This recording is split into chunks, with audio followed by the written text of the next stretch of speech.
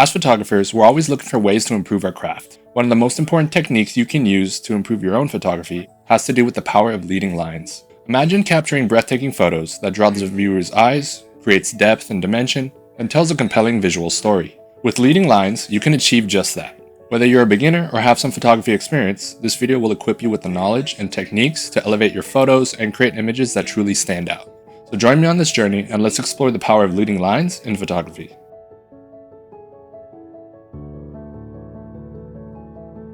At the most basic level, leading lines are visual elements within a photograph that draws the viewer's eyes towards a certain point or area, usually a point at the converging point of the lines or within the middle of the lines.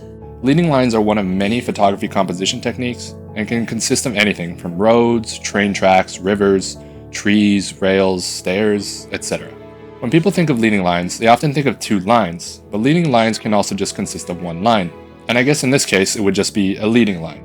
For me, the key to understanding leading lines is to think about how our eyes naturally move when we look at an image. We tend to start at the bottom left corner and move our gaze towards the right, following the direction of the line or lines within the image. This creates a sense of movement and progression as we examine the photograph and can also be used to guide the viewer's attention to a specific subject or point of interest. One of the best examples to visually illustrate leading lines in action is the classic image of a road stretching off into the distance. The lines created by the road draw the viewer's eyes towards the vanishing point on the horizon, creating a sense of depth and movement that can be powerful for the viewer.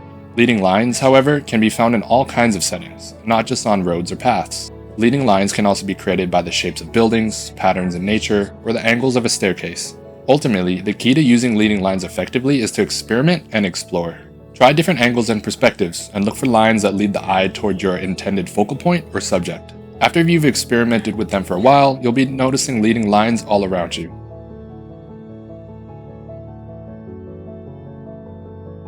Leading lines can have a profound effect on the look and feel of an image, and this is why they're a popular composition technique. But what exactly are these effects? Let's dive into them now. One of the effects leading lines can have on an image is that they can create a sense of movement. Whether it's a straight road or a curving, winding river, the lines within the photo guide the viewer's eyes along that particular path. This creates a sense of motion and progression in the image. This can be even more powerful when combined with other elements such as a fast shutter speed or blurred background. Another effect leading lines can have on an image is that they can create a sense of depth within the image. Since leading lines lead the viewer's eyes towards a particular focal point, the lines within the image create a sense of three-dimensionality, which can make the image feel more immersive and engaging. The third effect leading lines can have on an image is that they can create a sense of mood or emotion within the image. For example, converging lines can create a sense of tension or conflict, while a winding path can create a sense of tranquility or relaxation. Combining this knowledge with color grading and the setting of your image, you can better convey a certain emotion, whether it be moody, bright, airy, or happy. The final and perhaps the most important effect leading lines can have on an image is that they can help to better tell a story within an image. Sure, you can look at the lines as just lines, but there is so much more than that. They are an entrance into a narrative or story behind the image. For example, a road leading towards a distant horizon, or a series of steps leading up to a grand entrance can convey a sense of journey and purpose within the image. Or a bride walking with the groom with family and friends around them can convey a sense of union.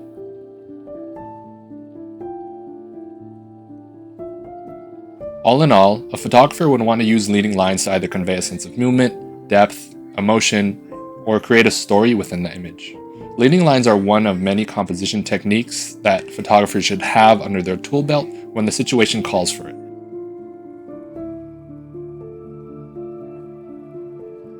As a photographer who often uses leading lines, I found that there are many different types of leading lines that you can use to create a dynamic and engaging image. Each type of leading line has its own unique properties and effects, and knowing when to choose the right type of line for a particular image can be crucial to the overall success of that image. The first type of leading line is the classic straight line. Straight lines can be a great leading line option when you want to create a sense of strength, stability, and order within the image. And this makes sense, right? Because buildings, trees, poles, and other objects with straight lines usually symbolize strength, stability, and order as well. Examples of straight lines includes roads, columns, building edges, walls, etc. The The second type of leading line is the diagonal line. Diagonal lines create a sense of movement in the image and can create a sense of progression as well. This makes sense because similar to reading something or looking at an image, we either scan left to right or right to left depending on our culture, and diagonal lines often move in the same direction. This is unlike straight lines, which are just usually vertical or horizontal. Examples of diagonal lines can include paths, staircases, roof lines, roads, etc. The third type of leading line is the curved line. Curved lines are great at creating a sense of grace and fluidity within the image, guiding the viewer's eyes along a meandering path and creating a sense of motion and progression. Examples of curved lines can include winding rivers, certain roads, spiral staircases, etc.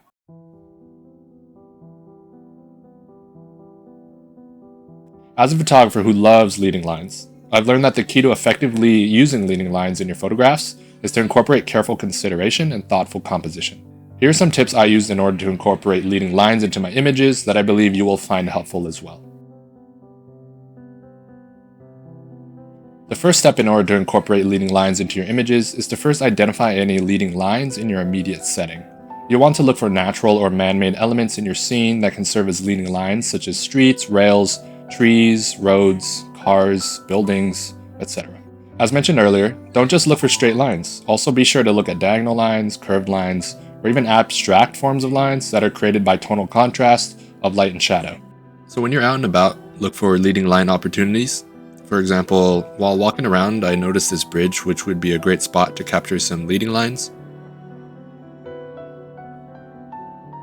The rails on the bridge and the bridge itself create natural leading lines.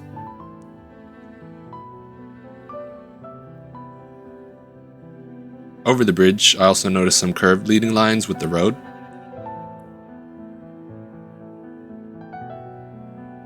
Then just a few steps away, I also noticed some natural leading lines created by this walking path and trees.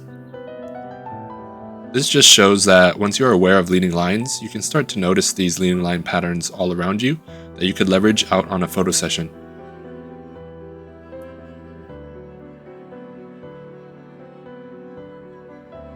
The second step in order to use leading lines in your photography is to then identify your subject or focal point. The leading lines need to lead up to something. There needs to be a point of emphasis or focal point that the lines direct the viewer's eyes to. The subject or focal point can be a person or a natural or man-made element. And to be honest, I listed this as step 2, however this step and step 1 usually go hand in hand and happen at the same time. Sometimes you'll find a subject you really like and then look for leading lines in your surrounding area to use to lead them to your viewer. Or you'll find leading lines and then try to find a subject you could lead the viewer to. For example, while walking around, I noticed these skateboarders. I positioned my camera in a way to get a downwards angled leading line. After that, I also found another railing set, this time from a low angle. I placed my subject near the railing and also positioned my camera close to the railing in the same direction as the leading line in order to get a short leading line effect.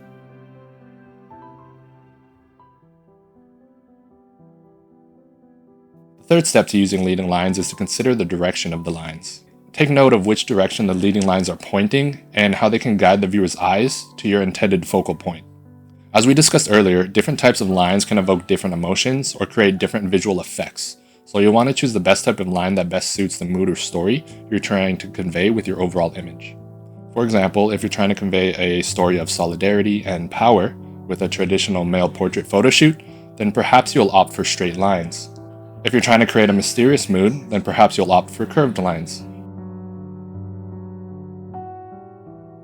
The fourth step is to experiment with angles and perspective. Once you identify your leading lines and the subject or focal point you want to use, it's time to start taking some photographs.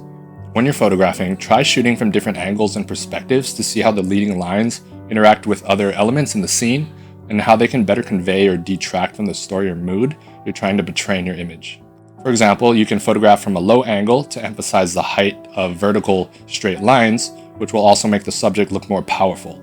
Or you can photograph from a high angle to accentuate the length of diagonal lines and provide a more top-down perspective. The point is, don't be afraid to be creative and experiment to find the most visually compelling composition with your leading lines.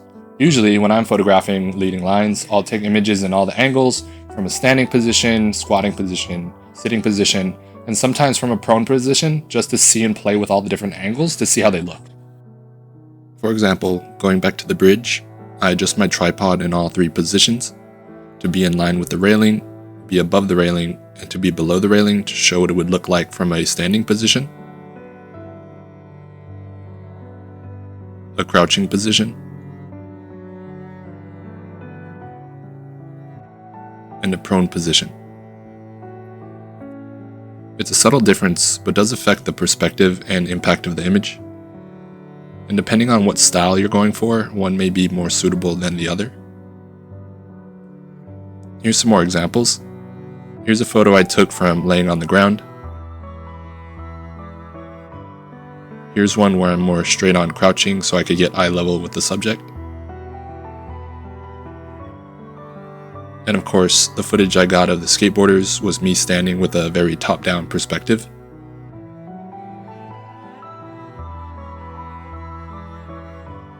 The fifth step to using leading lines is to pay attention to the overall composition of your image.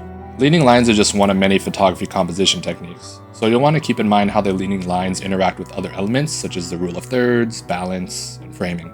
For example, you may find a good angle to use leading lines. However, let's say if you shifted your body position just a little bit to the right, and you can also have the subject on the rule of thirds intersection point as well. It's little tweaks like that that are important to have in the back of your mind when photographing. The sixth step to using leading lines in photography is to play with the different depths of field. Experimenting with different depths of field to highlight the leading lines or subjects will create a sense of depth and dimensionality within your image and make it more visually interesting overall. You can use a shallow depth of field, which is a smaller f-stop number, to blur the lines in the foreground or background and just focus on your subject or the lines. Or you could use a narrow or a deep depth of field, which is a larger f-stop number, to keep all the lines as well as the subject or focal point in sharp focus.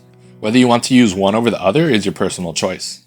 If the subject should be your main focal point because you're doing portrait photography, then perhaps you should opt for the shallow depth of field to put emphasis on the person. However, if you're doing street photography, then you could opt for the deep depth of field. The seventh and final step to using leading lines in your photography is to practice, practice, practice. Like any other photographic technique, becoming comfortable using leading lines takes practice. It's like busting out a dance move at a party. You may not feel comfortable using that dance move until you've practiced it.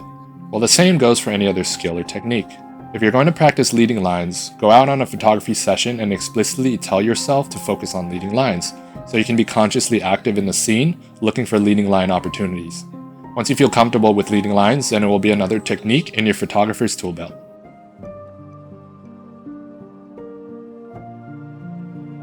Experimenting with different composition techniques in conjunction with leading lines can open up new creative possibilities and add depth and impact to your photographs.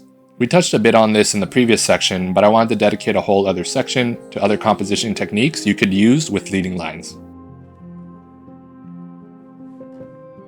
The rule of thirds is a fundamental composition technique in photography that consists of you dividing the image into a 3x3 grid and placing your main focal point on one of the intersecting lines. By aligning leading lines with the rule of thirds, you could create a beautiful sense of balance and harmony in the image, while also drawing the viewer's eyes toward the main subject.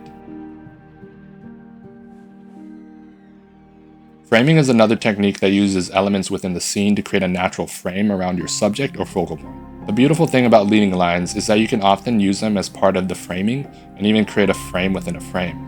For example, using trees or archways as frames can lead the viewer's eyes toward the subject and create a visual leading line or pathway through the image. Symmetry is another powerful composition technique that can also create a sense of balance and harmony in the image. By aligning leading lines symmetrically, you can create a sense of order and stability, while also drawing the viewer's eyes towards the main subject. For example, using reflections in water or using a row of buildings as symmetrical leading lines can create visually striking images. Contrast is another composition technique that can be used effectively with leading lines. By contrasting the lines with other elements in the scene, such as color, tone, or texture, you can create visual interest and make the lines stand out more prominently. For example, using a brightly colored leading line against a muted background could create a sense of vibrancy and draw attention to the line. Negative space refers to the empty or blank spaces in an image, and it is another compositional technique that pairs well with leading lines. Negative space adds a sense of balance and can emphasize the lines in your scene as well as further draw the viewer's eyes towards the main subject. For example, using a long straight road as your leading lines against a vast empty sky can create a sense of serenity and solitude, and can be a great way to incorporate negative space into the composition.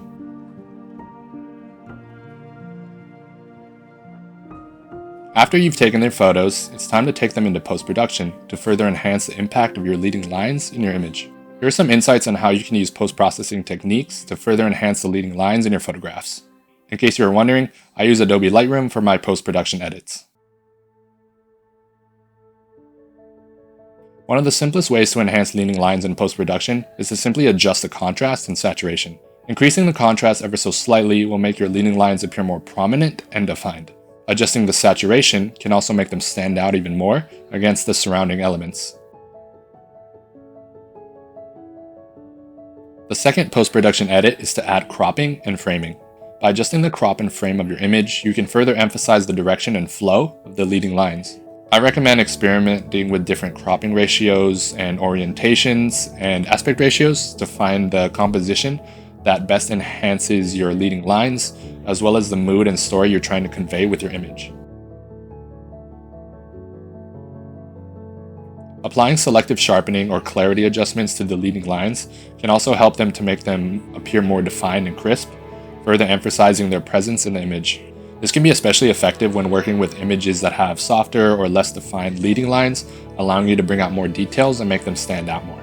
Just like with everything, be careful not to overdo it. Experimenting with the basics of color grading can also enhance the impact of the leading lines in your image. By adjusting the color tones along the leading lines, you can create a visual flow and harmony that guides the viewer's eyes along the intended path. For example, if your leading line is an orange road and the sky is blue, then this will be a nice complementary color, and you can further enhance the orange to make it a bit more prominent and draw further attention to the leading lines and subject, again, without overdoing it. You can use color grading to add warmth, coolness, or emphasize specific color tones that will complement the leading lines and your subject, and to further enhance the story or mood you're trying to convey.